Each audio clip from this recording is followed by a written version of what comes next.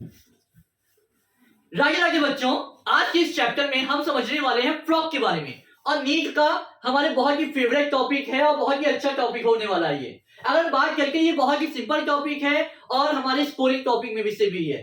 NEET में से question कई बार इसमें से पूछ लेते हैं। राइट राइट बच्चों, आज हम बात करेंगे फ्रॉक के बारे में। ये हमारे क्लास 11 का बहुत ही इंपॉर्टेंट टॉपिक है, बहुत ही मजेदार टॉपिक होने वाला है। आइए इसको बहुत ही सिंपल और आसान तरीके से इसको समझने की कोशिश करते हैं। अगर हम आपसे पूछें प्लांट हो या एनिमल, वो कैसे सेलुलर होते हैं, वो आप कहोगे मल्टी सेलुलर होते हैं सर। अगर हम बात करें यूनिसेलुलर में, तो यूनिसेलुलर भी क्या करते हैं, कुछ बेसिक फंक्शन को परफॉर्म करते हैं अपने आप को जिंदा रखने के लिए, जिसे हम वाइटल एक्टिविटीज कहते हैं, जैसे कि डाइजेशन, रेस्पिरेशन, एक्सक्रीशन। ये सब क्या कर रहे हैं, यूनिसेलुलर एक सिंगल सेल भी क्या कर रही है, बेसिक फंक्शन को परफॉर्म कर रही है।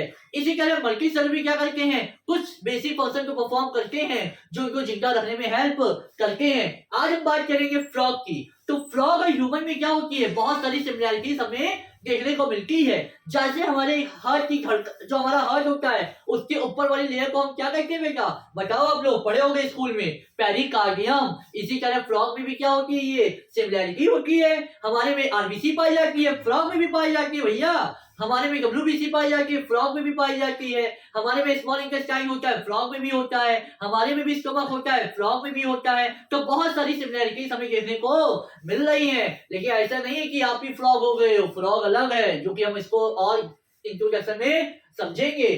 फ्रॉग के पास और क्या होता है, अगर हम बात करें तो ये कौन से किंगडम में आता है, ये एनिमेलिया में आता है। वही अगर हम इसके क्लास की बात करें तो ये कॉर्डेटा, हमने लास्ट क्लास में पढ़ा भी था। ये कैसे होंगे, ये कॉर्डेटा में आते हैं। वही हमारे सॉरी क्लास हमारा क्या होगा, एम्फीबियन होगा, और हमारा फाइलम क्या होगा, कॉर्डेटा होगा।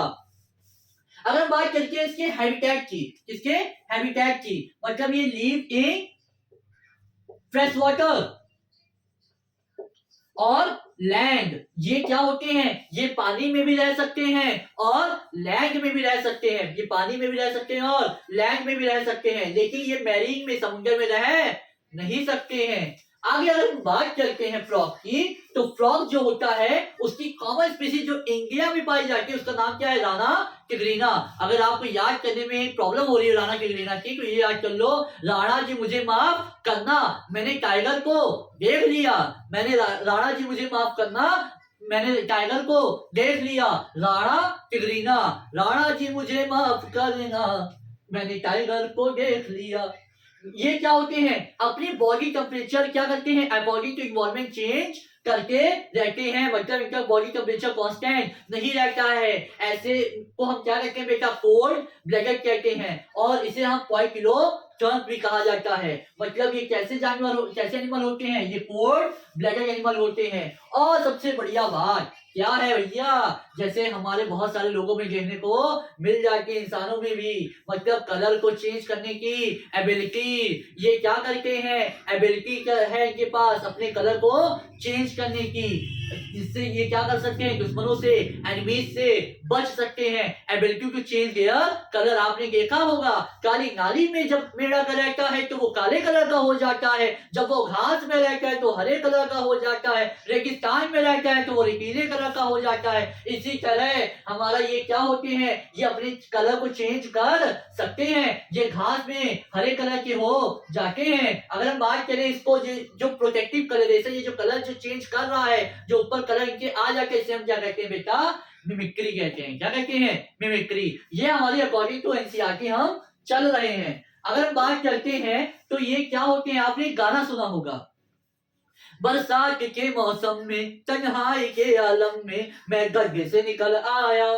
तो वही है भैया, यहाँ पे क्या हो रहा है, फ्रॉग जो होते हैं वो ना ही बहुत गर्मी में दिखाई देते हैं, ना ही बहुत जाड़े में दिखाई देते हैं, ना ही वो बहुत गर्मी में दिखाई देते हैं, ना ही वो बहुत जाड़े में दिखाई देते हैं। वो कब दिखाई देते हैं, जब बरसात का मौसम आता है। बरसात के जब वो मौसम आता है तो वो क्या करते हैं, वो टर टर की आवाज निकालते हैं। आपने देखा होगा गली मोहल्ले में लड़के लोग को सीटी बजाते हुए, तो हमारा मेढक कम है क्या, मेढक भी सीटी बजाता है। वो कैसी आवाज निकालता है, टर टर की आवाज निकालता है। और कहां से निकालता है, वो कल सेक्स से निकालता है। तो ये क्या करते हैं, अपने आप को एक्सट्रीम कोल्ड या एक्सट्रीम हॉट कंडीशन से बचाते हैं।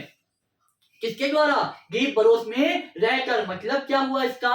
सिंपल सा मतलब है भैया कि ये क्या कर रहे हैं, जब बहुत जाड़ा आ रहा है, बहुत गर्मी आ रही है, तो ये गड्ढे में रहते हैं, जिससे ये क्या कर सके, बहुत जाके ठंडी से बच सकते हैं, बहुत गर्मी से बच सकते हैं। और जब बरसात का मौसम आता है तो वो अपने गड्ढे से निकल आते हैं। और जो गर्मी को होता है उसे हम समर स्लीप एस्टिवेशन कहते हैं, और विंटर वाले को विंटर स्लीप एस्टिवेशन कहते हैं। आने वाली क्लास में हम क्या पढ़ेंगे बच्चों? हम पढ़ेंगे इसके बारे में, मॉर्फोलॉजी के बारे में, मतलब इनका स्ट्रक्चर कैसा होता है, इनके पैरों के बारे में, इनके हाथों के बारे में, मेल और फीमेल में अलग कैसे होते हैं, सेक्सुअल डायमॉर्फिज्म के बारे में, हम पहचाने कैसे कि कौन सा मेल है और कौन सा फीमेल है, कॉम्प्लेक्सली पैक्ड के बारे में हम पढ़ेंगे। तो आगे हमसे जुड़े रहने के लिए इस चैनल को लाइक करें, सब्सक्राइब करें और देखते रहें हर्षित खंडेलवाल चैनल को। जय हिंद, जय भारत।